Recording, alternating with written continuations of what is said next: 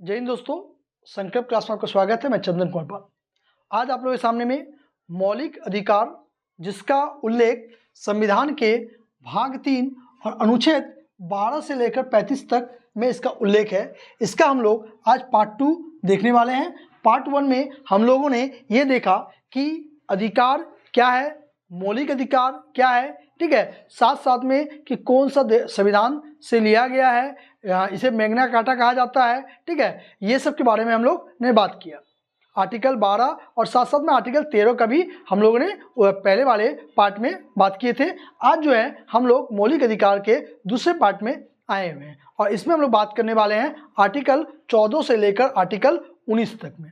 तो सबसे पहले हम लोग इसमें ये देखेंगे कि मौलिक अधिकार के कितने प्रकार होते हैं। तो आइए हम आप लोग बताना चाहते हैं कि मौलिक अधिकार का वर्तमान में 6 प्रकार है और इससे पहले 7 प्रकार हुआ करता था, लेकिन उसमें से एक जो है आर्टिकल को हटा दिया गया है और इसीलिए वर्तमान स्वरूप में देखा जाए तो इसमें टोटल 6 मौलिक अधिकार हैं। तो मौलिक अधिकारों के अगर प्रकार की बात करें तो मौलिक अधिकारों के प्रकार कितने हैं, तो 6 प्रकार के हैं। सबसे पहला है समता का अधिकार।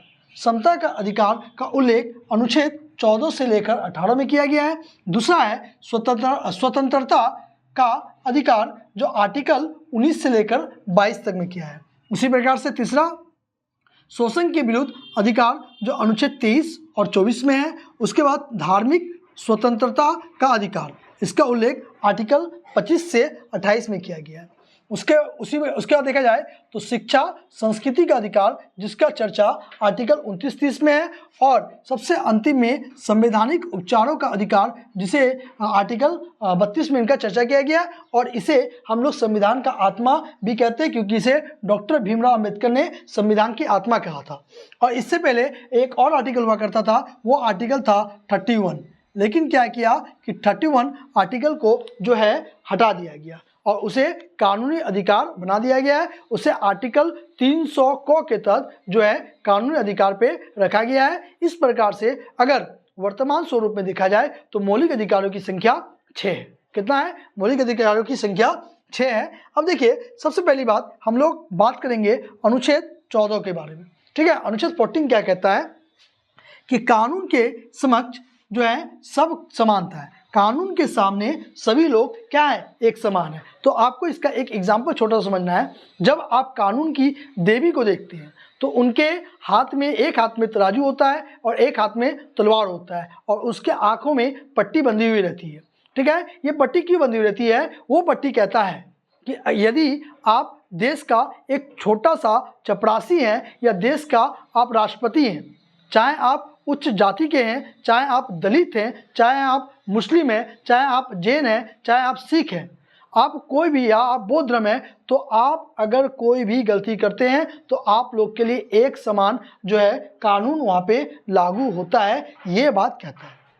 अब देखिए, इसका उल्लेख जो है सबसे पहले एक शास्त्री ने किया जिसका नाम है ए बी डियासी एक शास्त्री थे। इसने इस बात के बारे में बात किया कि कानून के समक्ष क्या है, सभी लोग समानता है और इसीलिए इसको अपनाया गया सबसे पहले यूनाइटेड किंगडम मतलब कि ब्रिटेन में अपनाया गया। ब्रिटेन में चाहे आप ब्रिटेन का प्रधानमंत्री हो, चाहे ब्रिटेन का आप महारानी हो, सब के लिए एक समान कानून जो है वहाँ पे लागू होता है। लेकिन इसका विरोध जो है अमेरिका ने कर दिया। अमेरिका ने बोला कि और अमेरिका कह रहा है कि कानून के समान संरक्षण।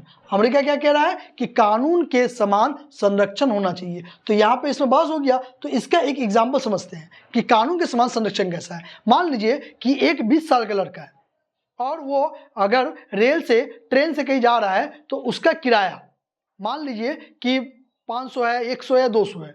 लेकिन अगर एक बच्चा है और वो भी कहीं जा रहा है ट्रेन से तो उसका किराया उससे आधा देना पड़ता है। तब तो यहाँ पे भी बात हो जाएगा कि भाई आप बोल रहे हैं कि समान संरक्षण है, समान अधिकार है, या तो समान अधिकार नहीं दिखाया जा रहा है। तो ऐसी स्थिति में क्या हो सकता है कि लोगों को लग सकता है कि ये अधिकार का क्या हो रहा है, उल्लंघन किया जा रहा है। लेकिन बात समझिए कि अगर कोई 20 साल का लड़का है और वो 5 साल का लड़का है, अगर दोनों कोई भी गलती करता है या कोई भी क्राइम करता है तो उन लोगों के लिए सजा का प्रावधान एक ही जैसा होगा। लेकिन कुछ रूपों में जो महिलाएं हैं, बच्चे हैं, विकलांग हैं, उन लोग को छूट दिया जाता है। ये आर्टिकल 14 में कानून के समान संरक्षण में कहता है। अब बात समझिए, एक एग्जाम्पल और लीजिए।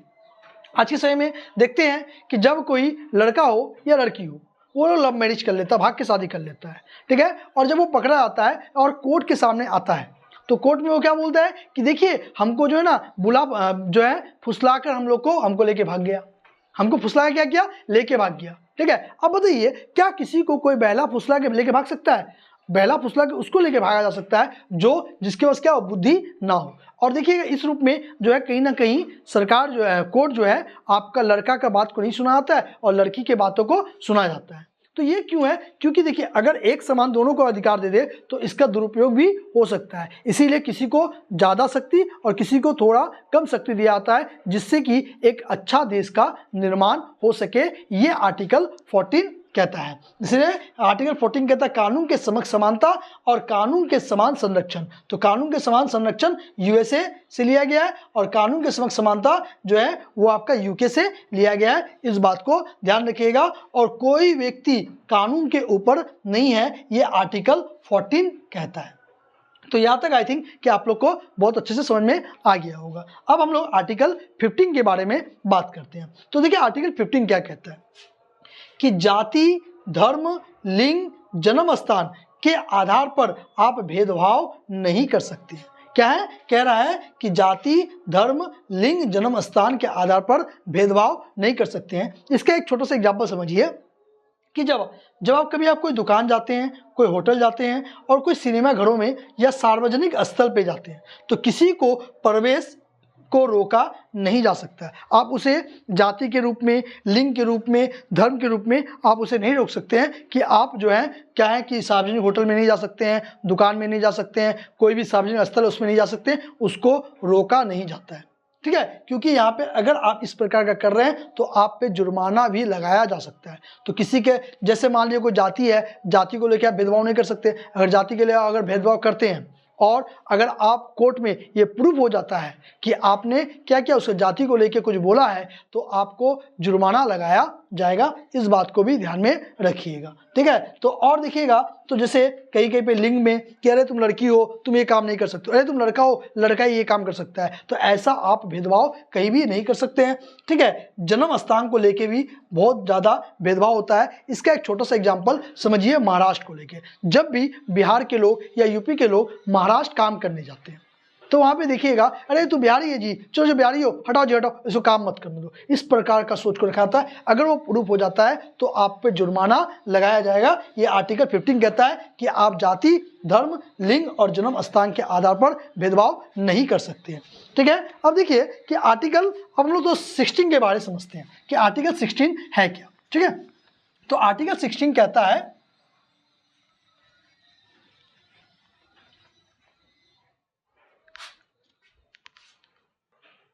तो जैसे कि आप लोगों ने क्या किया कि आर्टिकल 14 क्या है वो समझ गए, आर्टिकल 15 क्या है वो समझ गए, ठीक है। अब आइए हम लोग बात करते हैं अनुच्छेद 16 के बारे में। अनुच्छेद आर्टिकल 16 क्या है? बोल रहा है लोक नियोजन में समानता। क्या कह रहा है? लोक, तो लोक का मतलब होता है सरकारी और नियोजन का मतलब क्या होता है? नौकरी। सरकारी नौकरी में क्या चाहिए? समानता देना है, ये आर्टिकल 16 कहता है, ठीक है। अब इसमें क्या करता है, लोग बहस करता है कि भाई अरे अनरिजर्व है, इसको तो आरक्षण नहीं दिया जा रहा है, अगर वो ओबीसी है तो उसको नौकरी दिया जा रहा है, आरक्षण दिया जा रहा है, एससी को आरक्षण दिया जा रहा है, एसटी को आरक्षण दिया जा रहा है। तो इसमें घोर विरोध होता है। लेकिन आदमी को समझना चाहिए कि भारत में सरकारी नौकरी जो है कितना परसेंट है? 2% भारत में सरकारी नौकरी होता है और उसमें से अगर किसी को आरक्षण दे दिए हैं तो वो क्या है, उसको आगे बढ़ाना है। ऐसा नहीं कि उसको जो है एक समान अधिकार नहीं है। तो कुछ स्थितियों में आपको आरक्षण देना भी जरूरी हो जाता है जिससे कि एक अच्छा समाज का निर्माण हो पाए। इसीलिए हम लोग क्या करते हैं, सरकारी नियोजन में क्या देते हैं? समानता देते हैं। अब एक एग्जाम्पल समझिए कि एक बैंक मैनेजर है और उसका सैलरी है 1 लाख रुपये, 1 लाख रुपये प्रति माह उसका सैलरी है। अब नया नया कोई मैनेजर बन के आती है, एक महिला आती है और उनका सैलरी जो है कितना है? 50,000 है। अब तो वो कहेगा अरे वो मैनेजर का क्या था 1 लाख है और हमारा कितना है 50,000 है। तो इस प्रकार से तो आप बोल रहे हैं कि लोक नियोजन में समानता, कि सरकारी नौकरी में आप समानता देंगे, तो आप समानता कहाँ दे रहे हैं? तो समानता नहीं दे रहे। तो आप बात समझिए कि वो अगर वो मैनेजर पोस्ट में है तो क्या वो जब शुरू में उनका नौकरी लगा था तो क्या उनका 1 लाख सैलरी होगा? नहीं होगा। तो वहाँ पे 50,000 होगा, फिर प्रमोशन होकर आगे बढ़ा होगा धीरे धीरे धीरे, तब फिर जाके आपको क्या मिलेगा कि आप भी उस जगह में पहुंचेंगे, तो आपका भी सैलरी क्या हो जाएगा 1 लाख रुपया हो सकता है। इसीलिए यहाँ पे आप ये नहीं कह सकते हैं कि देखो उसको 1 लाख दे रहा था, हमको 50,000 दे रहा है, तो हमारे साथ तो विरोध हो रहा है, ठीक है, गलत हो रहा है। तो ये हमें गलत नहीं है कि हमारे हिसाब से हमको क्या करता है, समानता का अधिकार देता है। अब देखिए आर्टिकल 17 क्या कहता है? अस्पृश्यता का अंत। ठीक है, ये आर्टिकल बहुत ही ज़्यादा इम्पोर्टेंट है, क्योंकि आज के समय में भी भारत स्वतंत्र होने के बाद भी आज भी अस्पृश्यता का अंत नहीं हुआ है। आर्टिकल 17 में छुआछूत का अंत नहीं हुआ है। आज भी छुआछूत लोग क्या करते हैं जाति को लेके, कह रहे हैं मैं बड़े जाता हूँ, तुम छोटे जाति हो, नीच जाति हो, ऐसे लोग इसका क्या करते हैं, विरोध करते हैं। अगर आप ऐसा करते हुए पकड़ा जाते हैं तो आपको दंडित किया जाएगा। हो सकता है कि आपको 6 माह का जेल भी हो जाए और साथ में आपके ऊपर जुर्माना भी लग जाए। इसीलिए किसी भी जाति को लेके आप यह छुआछूत नहीं कर सकते हैं, ये आर्टिकल 17 कहता है। अब देखिए आर्टिकल 18 कहता है उपाधियों का अंत। अब उपाधियों का अंत से समझिए कि जब प्राचीन काल का इतिहास में आप अगर देखेंगे तो जो भी राजा होता था वो लोग अपने आगे क्या करते थे, कुछ ना कुछ जोड़ लेते थे। जैसे अगर आप देखिएगा चंद्रगुप्त प्रथम, चंद्रगुप्त सेकंड, उसने क्या किया कि उसने अपने आगे लगा दिया विक्रमादित्य चंद्रगुप्त द्वितीय। ठीक है, कोई ऐसा राजा है जिसने महाराजा धीराज का उपाधि ले लिया। तो इस प्रकार का उपाधि वर्तमान समय में आप नहीं ले सकते हैं, यह आर्टिकल 18 कहता है। लेकिन 2-3 जगह ऐसा है जहां आप ये उपाधियों को ले सकते हैं। किस किस में आप उपाधि लेंगे तो देखा जाए तो सबसे पहले आप लेंगे शिक्षा में। कहाँ पे लेंगे?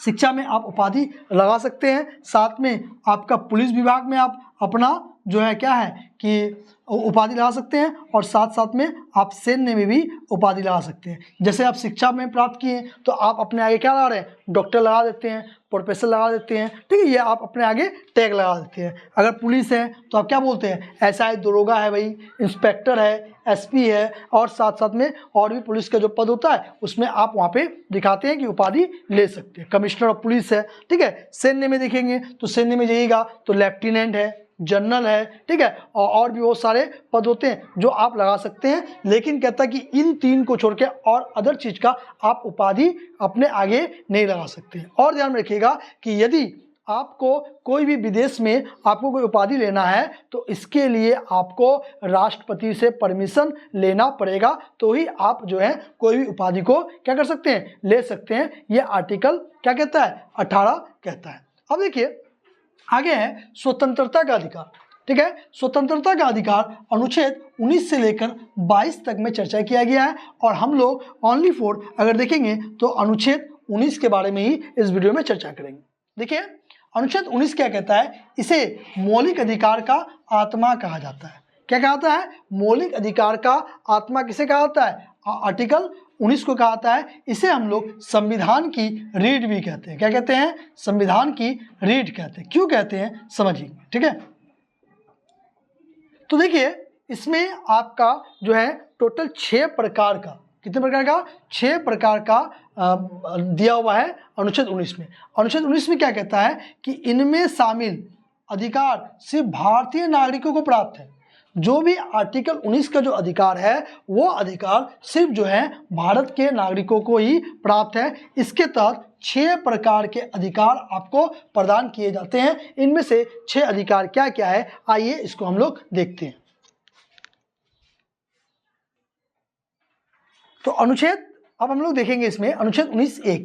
तो हमने कहा कि अनुच्छेद 19 में आपको मौलिक अधिकार का आत्मा, और इसमें सिर्फ ये भारतीय नागरिकों को प्राप्त है, और यहाँ पे आपको 6 प्रकार का जो है आपको अनुच्छेद 19 के अंदर देखा जाए। तो अनुच्छेद 19(1) के तहत क्या कह रहा है कि भाषण और अभिव्यक्ति की स्वतंत्रता। ठीक है, कि मतलब आपको बोलने की स्वतंत्रता है। आप वो बोलने की स्वतंत्रता पत्र के द्वारा, लिखकर, ठीक है, किसी कविता के माध्यम से और अन्य माध्यम से भी आप अपने अभिव्यक्ति को क्या कर सकते हैं, रख सकते हैं, क्योंकि ये आर्टिकल 19 का एक आपको कहता है। ठीक है, इसमें क्या है, सबसे पहले प्रेस की स्वतंत्रता। देखिए प्रेस क्या है कि प्रेस ना कहीं भी आपके से चल जाएगा और आपसे वो सवाल कर सकता है, पूछ सकता है। तो आप अक्सर वीडियो वगैरह में देखते होंगे कि बहुत सारे जो यूट्यूबर हैं वो आते हैं और स्कूल में चल जाते हैं और पूछते हैं बताइए तो इसका मीनिंग क्या होता है, इसका मतलब क्या होता है। तो देखिए उसको जो ये अधिकार मिल रहा है, ये अधिकार कहाँ से मिल रहा है, तो आर्टिकल 19 का 1 में यह अधिकार मिलता है, प्रेस की स्वतंत्रता। ठीक है, आप देखिए, आप मान लीजिए कि कभी आप गुस्सा हो गए, कुछ हो गए हैं, ठीक है, तो आप वहाँ पे चुप रहने का अधिकार, अगर आप कुछ नहीं बोलना है, मौन व्रत रख सकते हैं, आपको कोई नहीं बोल सकता है, तो चुप रहने का अधिकार भी आपको है। ठीक है, कोई व्यक्ति अगर कोई गंदा काम कर रहा है या कोई गलत काम कर रहा है तो वहाँ पे आपको सूचना देने का भी अधिकार है आर्टिकल 19(1) के तहत। अगर कोई व्यक्ति कोई गलत काम को क्या हो रहा है, कर रहा है, तो वैसे स्थिति में आप क्या कर सकते हैं, सूचना दे सकते हैं। राष्ट्रीय ध्वज फहराने का अधिकार, तो आप देखते हैं अक्सर ये देखते हैं, अक्सर क्या देखते हैं कि देखिएगा अभी नरेंद्र मोदी ने एक स्कीम चलाया कि हर घर तिरंगा अभियान। तो ये हर घर तिरंगा या कहीं भी रोड में, कहीं भी चौक में आप क्या कर रहे हैं, तिरंगा झंडा को फहरा लेते हैं। तो ये कैसे फहराते हैं भाई, तो ये आपको अधिकार कौन देता है, तो ये आपको आर्टिकल 19(1) कह रहा है कि आप राष्ट्रीय ध्वज को फहरा सकते हैं। ठीक है, पुतला जलाने का अधिकार, अगर आप जो है पुतला जलाते हैं, जैसे कोई मुख्यमंत्री का पुतला जलाता है, प्रधानमंत्री का पुतला जलाते हैं, तो ये आपको अधिकार कहाँ से मिलता है, तो ये भी आपको आर्टिकल 19(1) के तहत मिलता है। लेकिन ध्यान रखिएगा कि आप जब भी पुतला जलाते हैं कोई भी नेता का, तो वो असंवैधानिक पद में होना चाहिए, ना कि संवैधानिक पद पे। अगर संवैधानिक पद पे है तो फिर वो दिक्कत हो सकता है। तो आर्टिकल 19(1) में ये बात कहता है। ठीक है, तो पहली बात क्या है कि आप बोलना सीख गए, क्या करना है, रहना चुप रहना, चुप रहिए, सूचना देने का अधिकार है, झंडा फहरा लीजिए, पुतला जला लीजिए, आपको अलाउ है। लेकिन आर्टिकल 19(2) कहता है कि आप शांतिपूर्ण तरीके से इकट्ठा होने की स्वतंत्रता या सभा करने की स्वतंत्रता। पहले आपको बोलने की स्वतंत्रता दिया, अब आपको दे रहा है कि आप कहीं भी क्या कीजिए, सभा कीजिए। अब सभा का मतलब ये नहीं कि आप सभा कर रहे हैं तो वहाँ पे आप तलवार लेके चल गए हैं और भी कुछ लेके चल गए। सभा करना है तो वहाँ पे सभा कैसा होना चाहिए, शांतिपूर्ण तरीके से होना चाहिए। आप पहला क्या कीजिए कि पहले कुछ बोलिए, उसके बाद आप मीटिंग करके क्या किए, सभा कर रहे हैं। ठीक है, उसके बाद आर्टिकल 19 का 3 कहता है संघ या यूनियन बनाने की स्वतंत्रता या संगठन बनाने की स्वतंत्रता। तो आप आर्टिकल 19(3) के तहत आप जो है संघ बना सकते हैं, यूनियन बना सकते हैं और संगठन भी बना सकते हैं। जैसे मान लीजिए एग्जांपल समझिए, रेलवे में मजदूर है, तो रेलवे मजदूर क्या किया कि अगर उन लोग के साथ कुछ गलत हो रहा है तो उन लोगों ने एक संगठन बना लिया। ठीक है, और भी इस प्रकार से भारत में बहुत सारे संगठन हैं, लेकिन इससे दूसरे धर्म को, दूसरे जाति को नुकसान नहीं होना चाहिए, ये चीज को भी ध्यान में रखना है आर्टिकल 3 में। तो आर्टिकल अनुच्छेद 1 में कहा कि आप क्या कीजिए, बोलने की स्वतंत्रता। अनुच्छेद 2 के तहत आप बैठ के क्या कीजिए, मीटिंग कीजिए। अनुच्छेद 3 के तहत आप क्या कीजिए कि आप जो है ग्रुप बना सकते हैं, अपना अपना संगठन बना सकते हैं, और लोग संगठन बनाते भी हैं। अब देखिए आर्टिकल 19 का 4, ठीक है, तो चारों ओर भ्रमण करने की स्वतंत्रता। आप भारत के कोई भी कोने में जा सकते हैं, ये आपको आर्टिकल 19 का 4 कहता है। लेकिन इसमें एक अपवाद है, कुछ ऐसे जो है आपका पूर्वी देश है, पूर्वी राज्य हैं, जहाँ पे आप भ्रमण नहीं कर सकते, उसके लिए कुछ नियम है। साथ में आप जम्मू कश्मीर में भी जब तक वहाँ पे आर्टिकल 37(a) लगा हुआ था, तब तक कोई भी व्यक्ति वहाँ पे भ्रमण करने के लिए बहुत सारी चीज़ों को मानना पड़ता था। तो आप चाहेंगे तो आर्टिकल 19(4) के तहत आप कहीं भी घूम सकते हैं, आपको कोई भी मना नहीं करेगा। आर्टिकल 19 का 5, बसने की स्वतंत्रता। आप मान लीजिए आप कहाँ पे रहते हैं, बिहार में, और आपका मन कर रहा है कि हम जाके रहे राजस्थान में, आप यूपी में हैं, आपका मन कर रहा है कि आप वेस्ट बंगाल में जाके बसे, तो आपको बसने की स्वतंत्रता है, आप कहीं भी जाके बस सकते हैं, आपको इसमें रोक टोक नहीं है। ये आर्टिकल जो है 19 का क्या कहता है, 5 कहता है।